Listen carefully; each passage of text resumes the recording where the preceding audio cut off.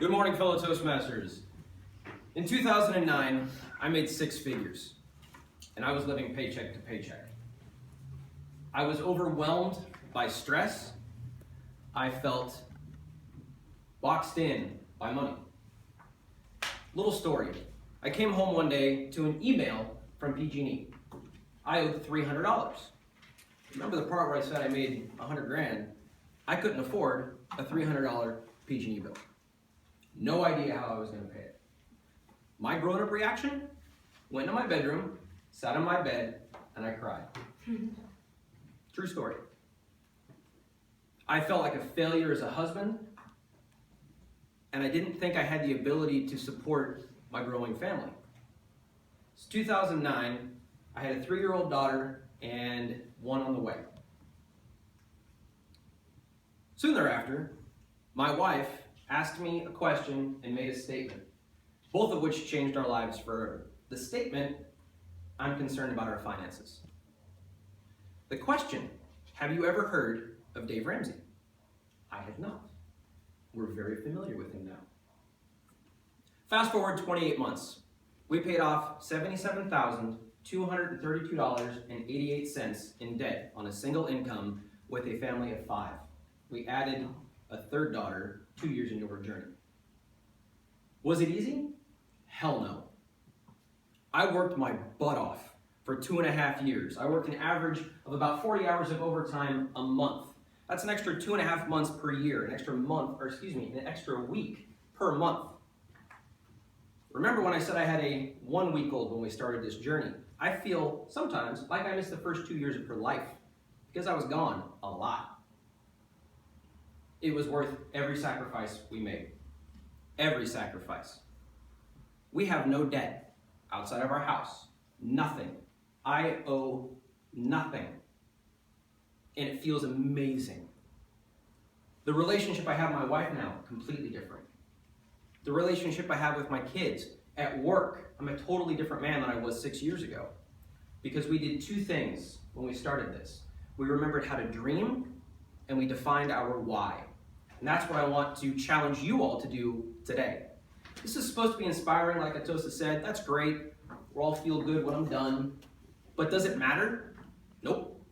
I'm hoping to inspire you to act. Because in action, change occurs. That's what I want from you today. So let's talk about dreaming. In a book called Dream Manager by a guy named Matthew Kelly, he tells a business parable about a company that has high turnover and very low morale. They hired a dream manager. His sole function is to go into the company and help employees achieve their personal goals. Not their corporate goals, their personal goals. Believe it or not, happy employees at home, happy employees at work. It's amazing how that works. Problem is, society today, we've kind of lost the ability, the desire to dream. So we're going to do it right now. I want all of you to close your eyes for about 10 to 15 seconds. I want you to think about something you've always wanted to either purchase, an experience you've wanted to have, a place you've wanted to visit, or something you've wanted to give. Imagine what you could do, how soon you could accomplish those goals if you had no debt. Open your eyes.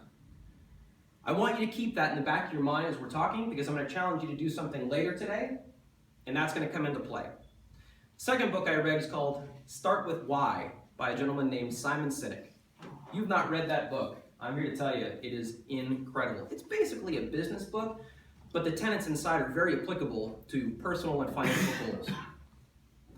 The whole tenet of the book, Simon says,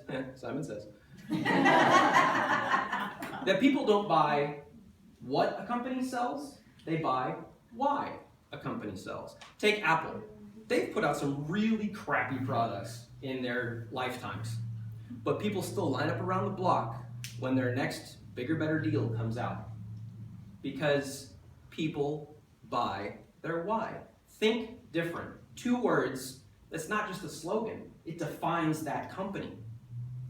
What I want to challenge you to do is define your own why. Yours is different than mine. I can't tell you what yours is going to be. That's not my job. That's your job. But take the concept of the dream you just had and extrapolate upon it. I don't want you just to conceptualize it, however. I want you to write it down. Put it everywhere. On your bathroom mirror, the visor in your car, your fridge, your cubicle at work. Make it the screensaver on your computer, your smartphone, your tablet.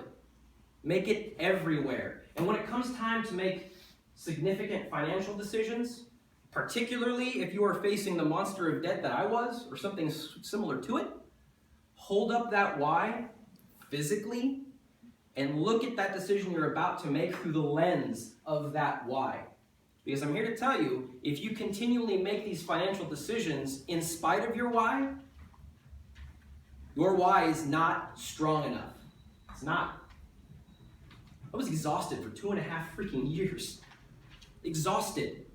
But I looked at that why every day. And I looked at my kids and I looked at my wife.